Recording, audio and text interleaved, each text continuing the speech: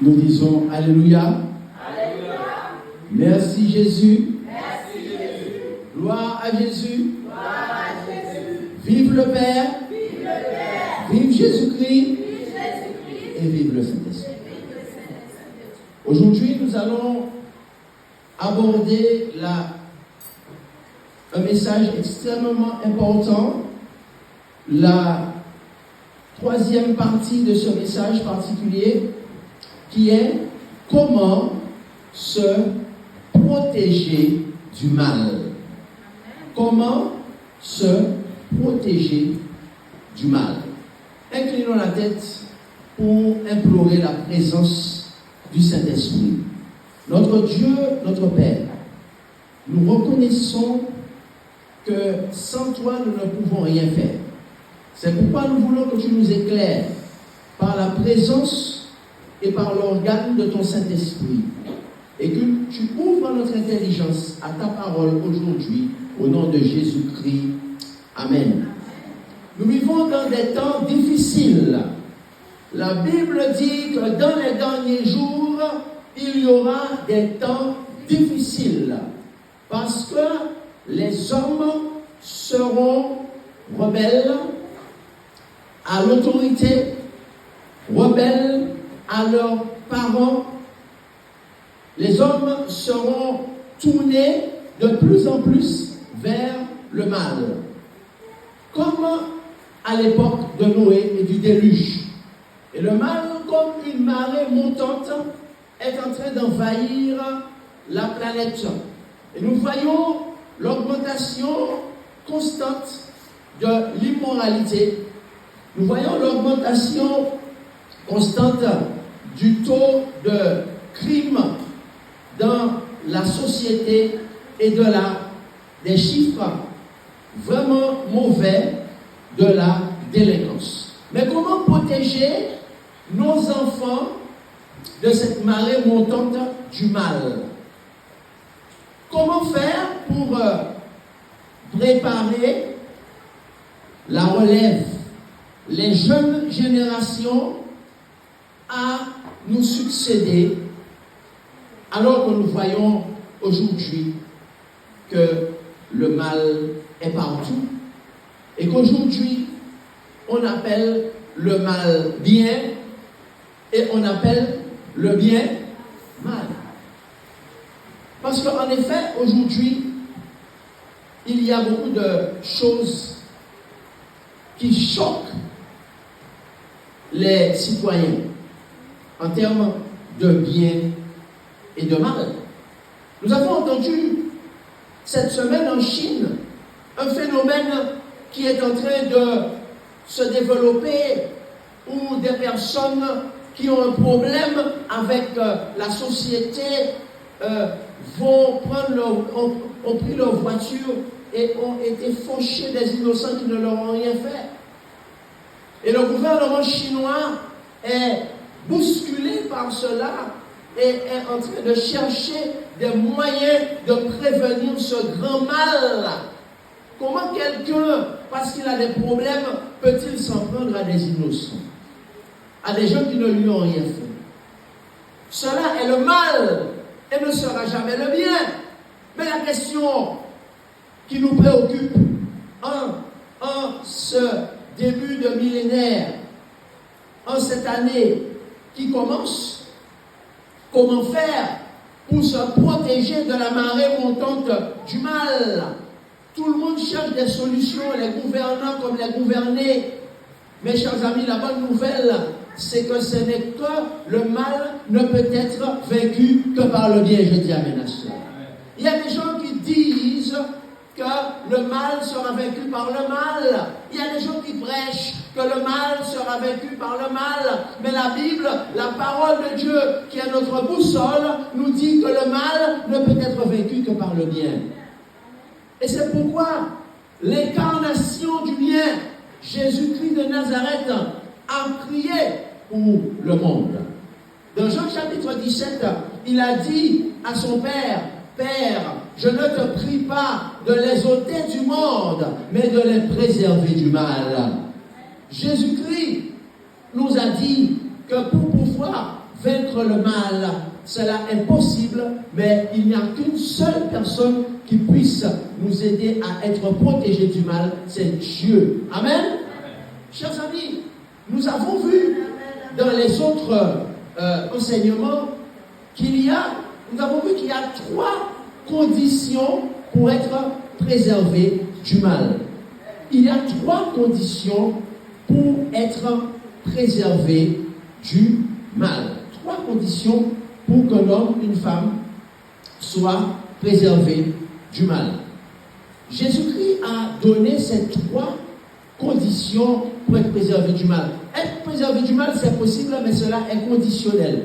Et nous voyons cela dans la conversation de Jésus avec ses disciples dans le 6e chapitre de l'évangile de Matthieu. Matthieu au chapitre 6 et au verset 13, Jésus déclare ceci. Il dit, ne nous induis pas en tentation, mais délivre-nous du mal. Amen. Oh, chers amis, le monde a besoin d'une délivrance, n'est-ce pas? Le monde a besoin d'une délivrance.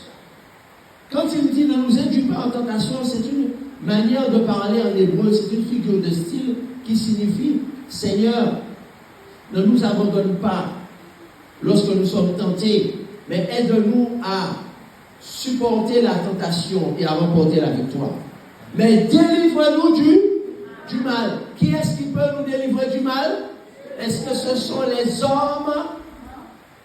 Les hommes aussi de bonne volonté soient-ils, n'ont pas la capacité de nous délivrer du mal. En réalité, ils ont essayé, mais la Bible dit que c'est Dieu seul qui peut nous délivrer du mal. Jésus dit, mais Père, délivre-nous du mal. Amen. Tant que nous n'aurions pas compris cela, nous allons chercher les solutions au mauvais endroit. Et Jésus donne 3 conditions pour que nous soyons délivrés du mal. La première solution, il dit, car Dieu, c'est à toi qu'appartiennent, non pas aujourd'hui et hier, mais dans tous les siècles, le règne, la puissance et la gloire. Amen. Quelles sont les 3 conditions pour être délivré du mal? Il faut reconnaître que c'est à Dieu qu'appartient le règne, et je dis amen à cela. Il faut admettre que c'est à Dieu seul qu'appartient la puissance, et je dis amen à cela. Et il faut admettre que c'est à Dieu seul qu'appartient la gloire, et je dis amen à cela. Voilà les 3 conditions pour être délivré du mal. Nous avons vu la dernière fois que pour être délivré du mal, il faut accepter le règne de Dieu. Amen. Qu'est-ce que cela signifie? Jésus a dit, cherchez premièrement le règne de Dieu et sa justice, et vous serez délivrés du mal. Que signifie chercher premièrement le règne de Dieu? Car c'est à toi qu'appartiennent dans tous les siècles le règne, la puissance et la gloire. Le règne de Dieu, cela signifie chercher premièrement que Jésus-Christ soit mon roi. Amen. Qui est ton roi? Cher ami, chère personne, cher jeune, cher enfant, qui est ton roi? Est-ce que c'est toi qui es sur le trône de ta vie? Est-ce que ton moi est ton roi? Est-ce que c'est une idole qui est ton roi? Jésus déclare que car c'est à toi seul qu'appartient le règne, parce que Jésus est le roi des rois. Amen. Tous les rois lui sont soumis parce qu'il est le créateur de l'humanité. Il dit, c'est à toi qu'appartient le règne. Si je ne reconnais pas que le règne appartient à Dieu, je ne remplis pas la première condition pour être délivré du mal. En réalité, il déclare que nous devons chercher que le Seigneur Jésus-Christ soit mon roi. Ça veut dire que je veux être un citoyen de son royaume. C'est pourquoi Jésus avait dit, repentez-vous, car le royaume de Dieu s'est approché. En venant sur terre, Jésus a inauguré le royaume de Dieu. Même si, selon les apparences, nous pensons qu'il y a 200 et quelques royaumes sur terre, 200 et quelques pays sur terre. Ça, ce sont les apparences. Mais les apparences sont différentes de la réalité. Parce que ce monde est dirigé par le spirituel. C'est le spirituel qui dirige le matériel. Et dans le monde spirituel, il n'y a que deux royaumes. Il y a le royaume des cieux, le royaume de Dieu, et il y a le royaume des ténèbres. En réalité, Jésus nous dit, fais ton choix. Si tu choisis le royaume de Dieu, le royaume des cieux, tu vas choisir Jésus-Christ comme ton roi. Et à ce moment-là, tu remplis la première condition pour ne pas être corrompu par la vague, par le raz-de-marée du mal qui sévit actuellement sur la terre. Je dis amen à cela. Ensuite, il dit, car c'est à toi qu'appartient dans tous les siècles le règne. Première condition pour être délivré du mal. C'est à toi qu'appartient dans tous les siècles la puissance. Amen. Pour pouvoir être délivré du mal, il faut reconnaître que la puissance appartient seulement à Dieu. Je dis amen à cela. Alors, de quoi s'agit-il? Ici, le mot en grec, c'est le mot dunamis. Le mot puissance ici, c'est dunamis, parce que nous savons que le Nouveau Testament a été écrit dans le koiné, qui est le grec biblique. Et ensuite, il a été mis dans différentes versions. Ce qu'on appelle des versions en linguistique, ce sont des traductions. Il a été traduit dans les langues vernaculaires que sont l'anglais, l'allemand, le hollandais, le français, etc. Donc, dans la langue originale, les érudits bibliques disent que dunamis en grec veut dire la capacité. Qu'est-ce que ça veut dire dunamis? Dunamis, c'est la capacité. Amen. Donc, Jésus-Christ donne une vérité essentielle. Il dit que le seul qui a l'habilité ou la capacité de pouvoir résister au mal, c'est qui? C'est Dieu et Dieu seul. Amen. Donc il dit, c'est à toi qu'appartient dans tous les siècles. Est-ce que c'était au premier siècle de notre ère? Est-ce que c'était 2 siècles avant Jésus-Christ? Est-ce que c'est 3 siècles après Jésus-Christ? Il dit, dans tous les siècles, c'est à toi qu'appartient la puissance. Amen. Donc, chers amis, la puissance pour résister au mal appartient à qui? À Dieu. Donc, par conséquent, qui est cette puissance? Jésus a introduit cette puissance à l'humanité. Dans le livre des Actes, au chapitre 1er et au verset 8, il a dit aux disciples vous recevrez. Il a dit, restez à Jérusalem, priez, restez dans la chambre haute. C'est pas la peine d'aller dans la rue. Restez jusqu'à ce que vous recevrez une puissance, le Saint-Esprit, survenant sur vous, et vous serez mes témoins à Jérusalem, dans toute la Judée et jusqu'aux extrémités de la terre. Donc, qui est cette puissance? Quelle est cette puissance que seul Dieu possède? C'est le Saint-Esprit, et je dis gloire à Dieu. Donc, la puissance pour résister au mal, la seule puissance qui permet de résister au mal, ce n'est pas l'arme nucléaire. Ce n'est pas quelles que soient les sciences qui existent aujourd'hui. N'est-ce pas? Quelles que soient les méditations qui existent aujourd'hui. Mais la seule puissance qui peut nous aider à résister au mal, c'est le Saint-Esprit. Amen. Voilà pourquoi Jésus a dit, je vous enverrai le Saint-Esprit et il vous conduira. Amen. Il vous conduira et il vous donnera la capacité de résister au mal. Oh, Jésus a prié, il a dit, Seigneur, je ne te prie pas de les enlever du monde, mais de les préserver du mal, de les protéger du mal. Et enfin, aujourd'hui, nous voyons la troisième condition pour être protégé du mal. Il dit, car c'est à toi qu'appartiennent dans tous les siècles le règne, la puissance et la gloire. Amen. Car c'est à toi qu'appartiennent dans tous les siècles la gloire. Amen. Maintenant, chers amis, nous allons nous pencher quelques minutes sur ce que c'est que la gloire. Oh, en tant qu'être humain, nous avons déjà entendu parler de gloire. On dit, cet homme-là, c'est une ancienne gloire du football, une ancienne gloire de la chanson française. Mais, chers amis, qu'est-ce que nous appelons la gloire? la définition de la gloire, elle est vague pour beaucoup, parce que beaucoup de personnes assimilent la gloire, n'est-ce pas, à une démonstration de puissance. Quand on parle de la gloire de Dieu, certains imaginent des feux d'artifice, imaginent des puissances à l'échelle atomique, nucléaire, mais il ne s'agit pas de cela. Qu'est-ce que la gloire de Dieu? Quand Jésus dit que la troisième condition pour pouvoir être protégé du mal, c'est posséder la gloire de Dieu. De quoi s'agit-il exactement? La réponse, nous allons la trouver dans le livre de Lévitique, le 3e livre de la Bible, au chapitre 10 et au verset 3. À la page 119 de la version Louis II. Lévitique, chapitre 10 et le verset 3. Genèse, Exode, Lévitique. Et nous allons comprendre ce que c'est que la gloire de Dieu.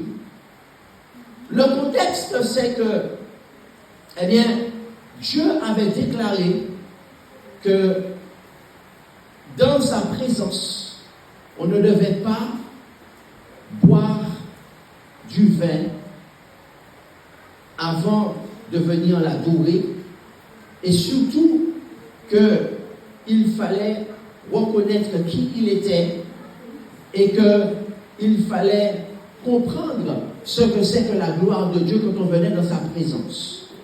Et il y a 2 fils du prêtre Aaron qui ont bu de l'alcool, du vin alcoolisé, parce qu'il existe du vin non alcoolisé, c'est ce qu'on appelle le jus de raisin. D'accord? Donc, selon les spécialistes de la vigne, d'ailleurs, le raisin, c'est le fruit de la vigne. Donc, la vigne, c'est un fruit qui donne un jus, un vin, soit un vin non fermenté qu'on appelle le jus de raisin, ou un vin fermenté qui a de l'alcool. Donc, le jus de raisin, c'est du vin qui est non fermenté. Et Jésus nous montre que lorsque nous voulons véritablement rentrer dans sa présence, lorsque nous voulons véritablement être un adorateur, nous devons faire attention à nous éloigner des boissons fermentées. Parce que 2 fils d'Aaron, du prêtre, sont venus dans le temple et ils ont amené un feu étranger dans le temple, et cela a suscité la colère de Dieu. Alors pourquoi? Lévitique chapitre 10, nous allons lire dans Lévitique chapitre 10 au verset 1er. Les fils d'Aaron, Nadab et Abihu, prirent chacun un brasier et mirent du feu et posèrent du parfum dessus et apportèrent devant l'Éternel du feu étranger qui ne leur avait point ordonné. Dieu avait dit comment il fallait venir en sa présence.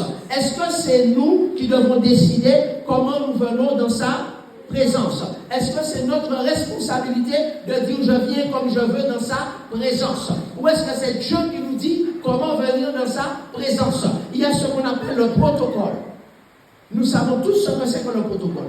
Lorsque nous venons devant une personnalité publique, lorsque nous allons visiter un homme d'État, si nous avons rendez-vous avec le chef d'État, il y a le protocole. Il y a une manière de parler, il y a une manière de s'habiller, il y a un respect dû à la personnalité que nous allons rencontrer. Et cela ne vient pas des hommes, cela vient de Dieu. Parce qu'il y a un protocole pour les humains, mortels et pécheurs. Imaginez-vous le protocole pour quelqu'un qui est Dieu, créateur et sans péché. Oh, beaucoup de gens s'imaginent qu'ils peuvent venir n'importe comment dans la présence de Dieu. Comme ils veulent dans la présence de Dieu. Ne réalisant pas qu'ils sont devant le Dieu vivant. Alors, Dieu avait donné cet ordre aux prêtres qui devaient montrer l'exemple, et 2 apprentis prêtres, 2 jeunes apprentis qui se préparaient à devenir prêtres, on dit, ah, ça ce sont des choses de vieux, ça c'est bagaille grand monde, n'est-ce pas? Ça c'est des trucs de vieux. Nous on est des jeunes, on va moderniser les choses et on va faire autrement. Et ils ont pris de l'alcool, et ils ont perdu le sens du sacré, et ils sont entrés dans la présence de Dieu. Verset 3. Verset 2. Alors le feu sortit de devant l'Éternel et les consuma, et ils moururent devant l'Éternel. Chers amis, Dieu est amour, mais la Bible dit que Dieu possède une qualité qui est très importante et que nous devons connaître. c'est qu'il est juste. Il est amour, mais il est aussi juste. Donc, par conséquent, il avertit à l'avance et il dit, je vous demande de respecter ma personne. Et au verset 3, Moïse dit à Aaron, c'est ce que l'Éternel a déclaré lorsqu'il a dit, je serai sanctifié par ceux qui s'approchent de moi et je serai glorifié en présence de tout le peuple.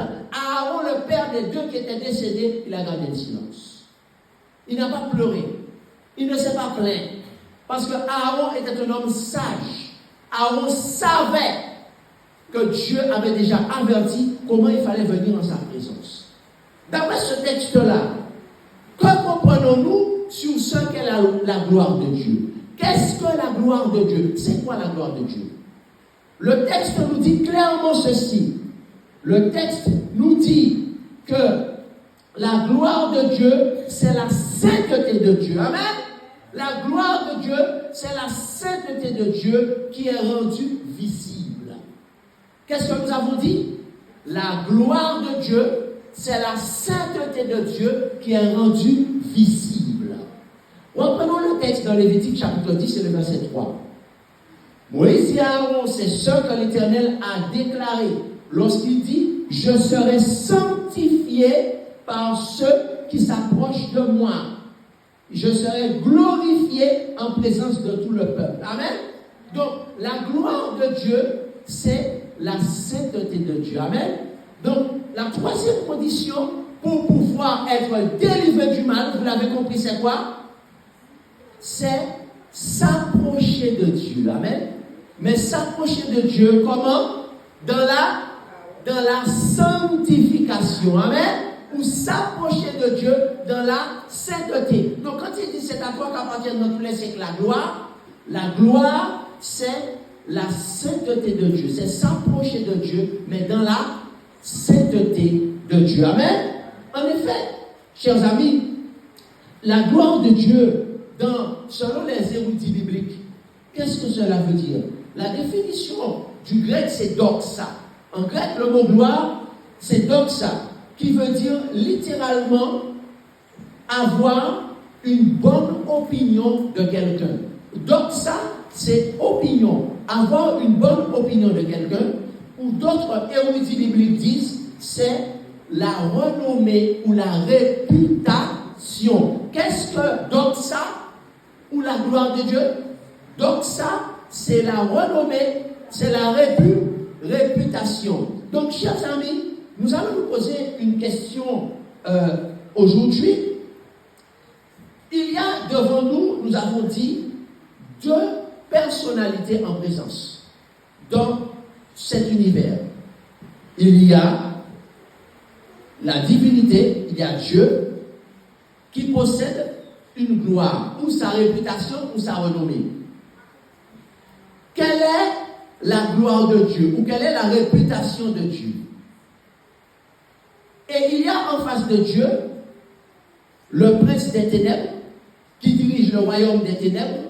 Quelle est la renommée ou la réputation du prince des ténèbres? Voilà ce que nous allons considérer qui vont nous montrer ce que c'est que la gloire de Dieu. Premièrement, nous avons compris que la gloire de Dieu ou la réputation, c'est la première manifestation de la gloire de Dieu, c'est sa sainteté. Quelle est la réputation de Dieu? Dieu est saint, amen. Et que si nous voulons être protégés du mal, il faut que nous acceptions de nous approcher de Dieu, amen. Nous avons vu que Moïse a dit qu'il faut s'approcher de Dieu. Si nous restons loin de Dieu en 2025, si nous restons loin de Dieu en 2026, en 2027, eh bien, nous n'allons pas pouvoir être protégés du mal. Si nous ne nous approchons pas de Dieu, nous n'allons pas pouvoir être protégés du mal. Qu'est-ce qu'il faut faire? Il faut s'approcher de Dieu. Mais on ne peut pas s'approcher de Dieu de n'importe quelle manière. Il faut rentrer dans la sanctification pour s'approcher de Dieu. Et on a vu ce que Dieu avait dit à Aaron. Dieu a dit à Aaron que pour pouvoir s'approcher de moi, il ne faut pas boire des vins alcoolisés. Évitez de boire les boissons fermentées. D'accord? Il y a un régime alimentaire à avoir. Il y a des viandes pures. D'accord? Lévitique 11, Deutéronome également. Il y a des viandes pures et il y a des viandes impures. D'accord? Il dit, vous serez, et il explique pourquoi. Il dit, vous serez saints car je suis saint. Il dit qu'il y a des viandes pures, il y a des viandes impures. Amen? Il dit d'éviter le vin fermenté. On peut boire du vin non fermenté, c'est-à-dire du jus de raisin. Éviter les boissons fermentées. Dieu est saint. Amen? Et Dieu nous dit qu'il nous donne également rendez-vous en son saint jour pour le rencontrer. Il nous dit, tous les jours, vous pouvez m'adorer. Mais j'ai une rencontre spéciale, j'ai un rendez-vous spécial avec vous, n'est-ce pas, le 7e jour pour m'adorer, parce que ce jour-là, il est saint comme je suis saint. Et il dit ça, non pas dans le Nouveau Testament, mais il le dit depuis le début, c'est-à-dire dans Genèse chapitre 2. Il a sanctifié ce jour. Donc il dit, je suis saint et vous serez saints. Si vous voulez vous approcher de moi, eh bien vous devez accepter de ma gloire. Ça veut dire accepter mon caractère. Amen. La gloire de Dieu, c'est son caractère. Quelle est la réputation de Dieu ou sa gloire? Dans Exode 33 et le verset 18, le serviteur de Dieu Moïse a dit à Dieu, Seigneur, je t'en supplie, fais-moi voir ta gloire. Dans Exode chapitre 33 et le verset 18, Moïse a demandé à Dieu une grâce. Il a dit, Seigneur, fais-moi voir ta gloire. Et nous avons compris que la gloire de Dieu, c'est son caractère, c'est sa réputation, sa renommée. Et qu'est-ce que Dieu a fait pour lui montrer sa gloire? Exode 33 et le verset 18, nous lisons ceci. Nous lisons, Moïse dit, fais-moi voir ta gloire. L'Éternel répondit, je ferai passer devant toi toute ma bonté. Et je proclamerai devant toi le nom de l'Éternel. Je fais grâce à qui je fais grâce. Je fais miséricorde à qui je fais miséricorde. Donc la gloire de Dieu, c'est quoi? C'est son caractère ou sa renommée. Le trait saillant, important de son caractère, le premier, c'est sa sainteté. Dieu, il est saint. Donc il dit que si nous voulons résister au mal, il faut que nous acceptions de devenir comme lui, c'est-à-dire saint. Ok? Ensuite, il parle de sa bonté, il parle de sa grâce, il parle de sa miséricorde. Tout cela, c'est sa réputation. Est-ce que Dieu est fidèle à sa gloire? Dieu est-il fidèle à sa réputation? Oui. Prenons la Bible dans Jean chapitre 10. Lorsque Jésus est venu sur terre, Jésus a montré sa gloire, ou la gloire de son Père. Dans Jean chapitre 10, nous allons lire à partir du verset 11, Jésus a dit, je suis le bon berger. Le bon berger donne sa vie pour ses brebis. Comment Jésus a manifesté son caractère? Il a dit, le bon pasteur, le mot berger veut dire en latin, veut dire en espagnol et dans d'autres langues latines, le mot pasteur. Celui qui va paître les brebis. Jésus a dit, je suis le bon pasteur. Remarquez bien qu'il n'a pas dit, je suis un bon pasteur. Pourquoi? Parce qu'il est le seul qui soit bon. Tous les autres sont des pécheurs qui ont besoin de la grâce de Dieu pour exercer le ministère, n'est-ce pas? Donc Jésus a dit, c'est moi le bon pasteur. D'accord? Maintenant, si quelqu'un veut contester et dire, mais c'est facile de dire que tu es le bon pasteur, mais prouve-le-nous. Eh bien, Jésus a dit, c'est moi qui ai donné ma vie à la place de mes brebis. Alors, je pose une question. Y a-t-il un berger que vous connaissez qui a déjà donné sa vie pour ses brebis? Je n'en connais aucun. Je ne connais aucun berger qui a donné sa vie pour ses brebis. Le berger, il va défendre ses brebis, mais si sa vie est en danger, il va s'enfuir, il va chercher à protéger sa vie. Mais Jésus est le bon berger parce qu'il a montré sa gloire, parce qu'il est le seul dirigeant, le seul leader, le seul dirigeant de l'humanité qui a volontairement, il est sorti du ciel, il est descendu pour donner sa vie pour les humains. Amen. Donc, il est le bon berger. Amen. La Bible dit que le Dieu inspiré à David, quel genre de gloire il a. Il a dit, l'Éternel est mon berger. Je ne manquerai de rien.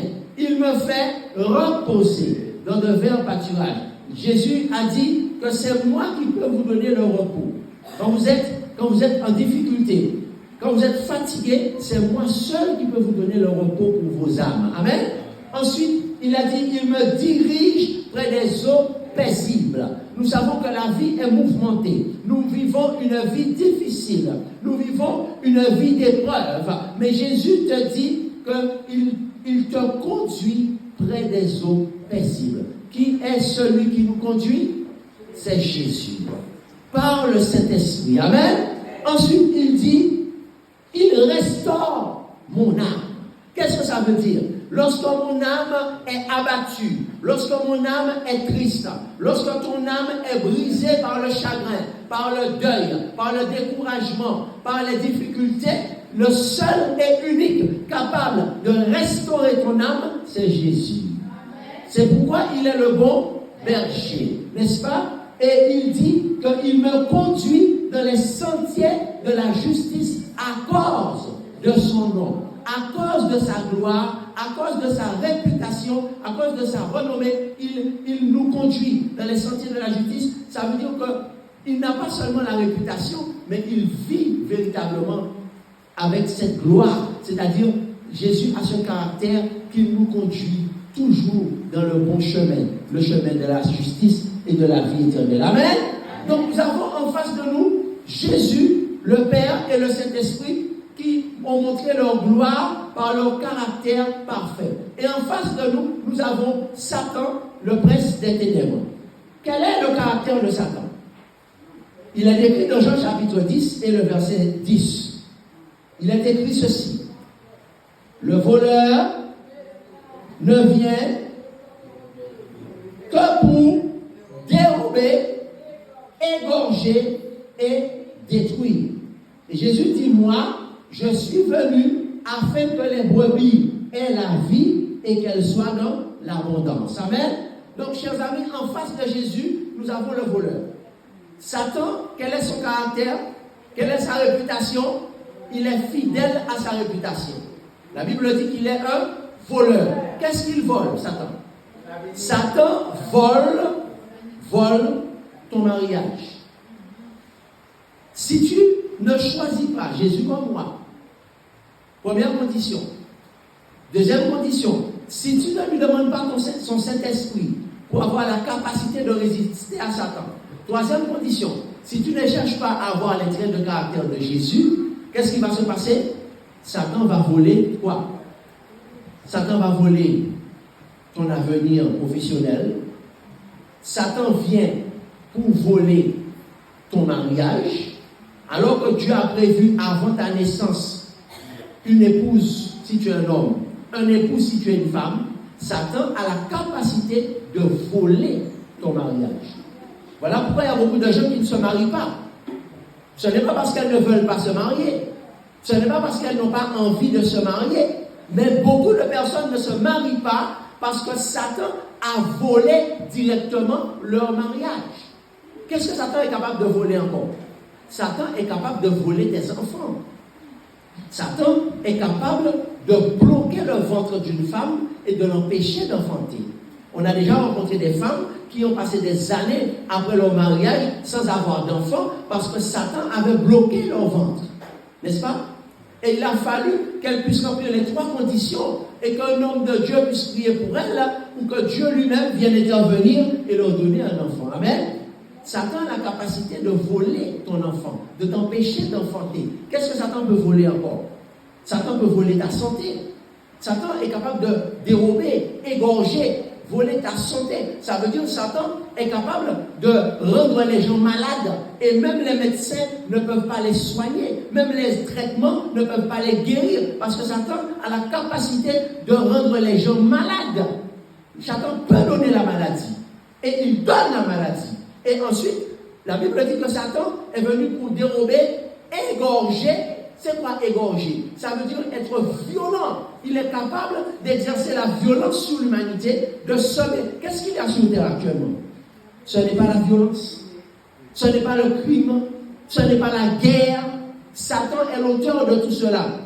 Et enfin, le voleur, il vient aussi pour détruire. Satan a la capacité de détruire une famille, de détruire ton mariage, de détruire ton amour pour ta femme, de détruire ton amour pour ton mari, de détruire la relation entre les parents et les enfants, de détruire la relation entre les voisins, de détruire les relations entre ethnies, entre groupes ethniques, entre familles, entre nations, de semer la guerre dans les nations.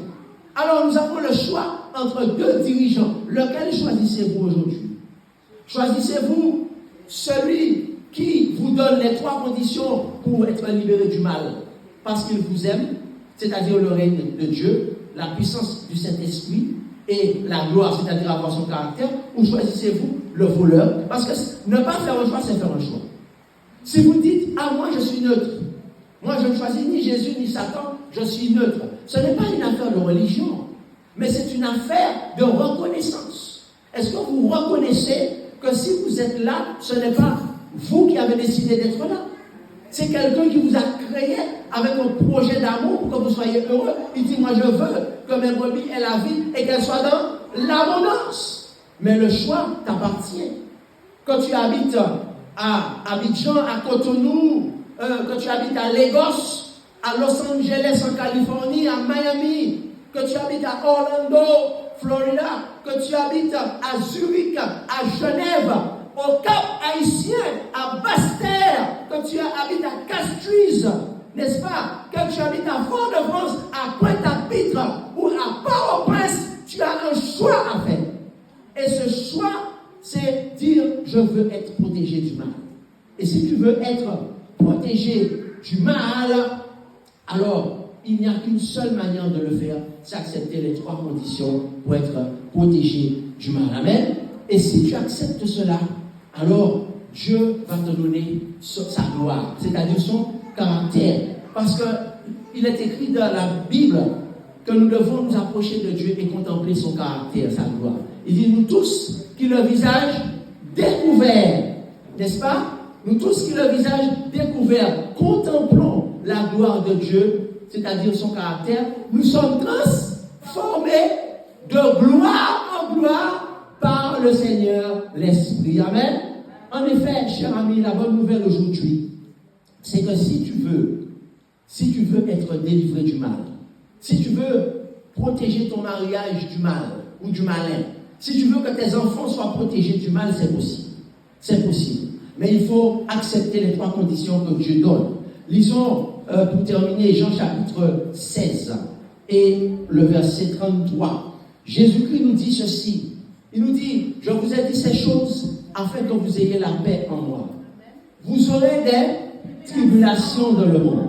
Mais prenez courage, car j'ai vaincu le monde. Amen. C'est quelqu'un qui voudrait dire aujourd'hui, je reconnais que Jésus-Christ, le Père et le Saint-Esprit, c'est le seul roi qui peut me délivrer du mal. Tu peux le dire en levant la main. Là où tu es, quel que soit le continent, en Asie, en Afrique, en Océanie, peu importe. Eh bien, je dis, je veux être délivré du mal. Je veux être comme Dieu, c'est-à-dire un saint.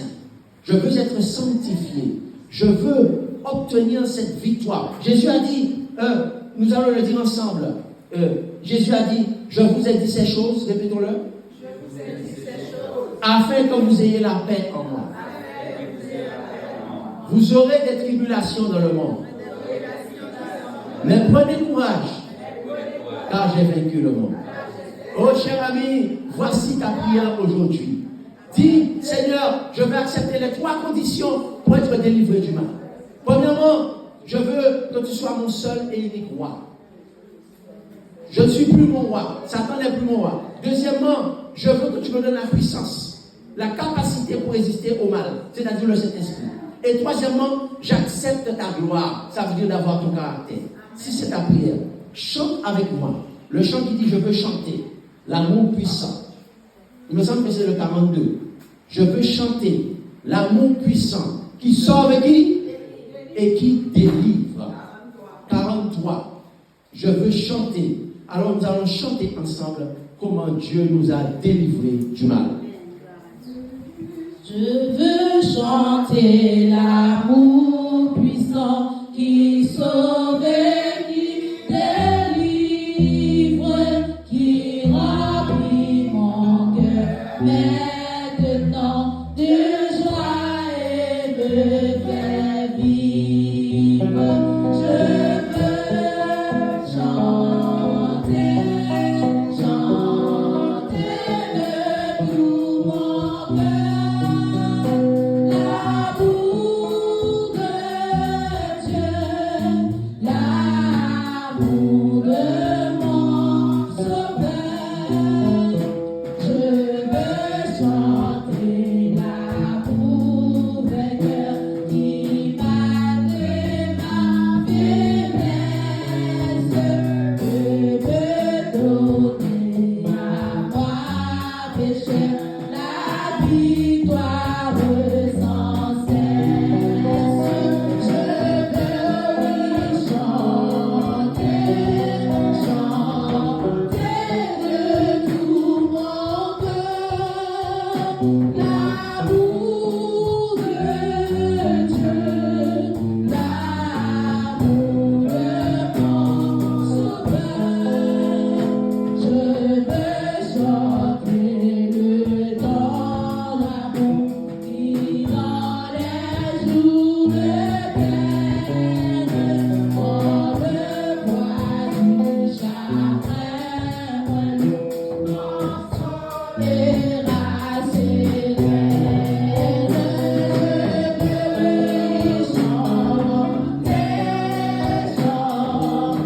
chanter de tout mon cœur l'amour de Dieu, l'amour de mon Sauveur. Je veux chanter l'amour de Dieu qui toujours sur moi veille, qui garde tout en tout et jamais me trompe. Je veux chanter de tout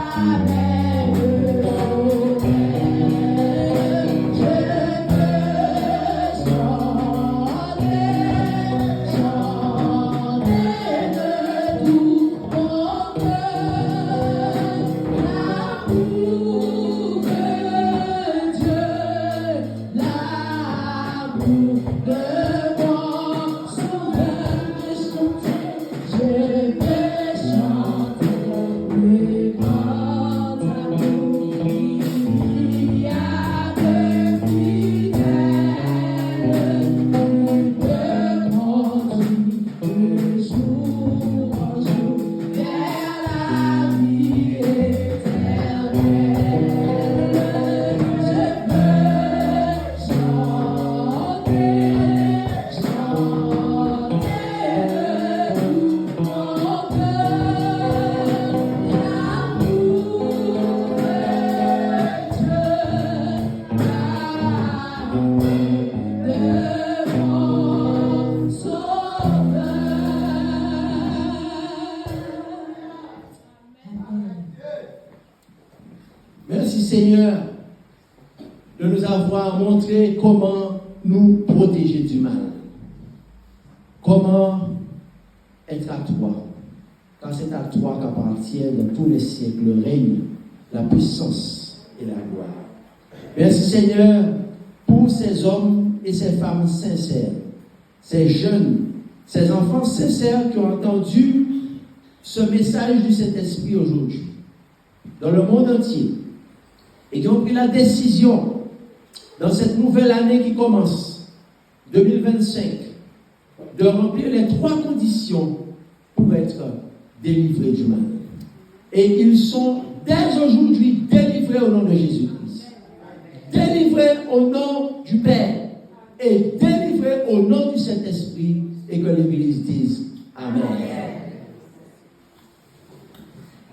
Que l'Éternel te bénisse et te protège, que l'Éternel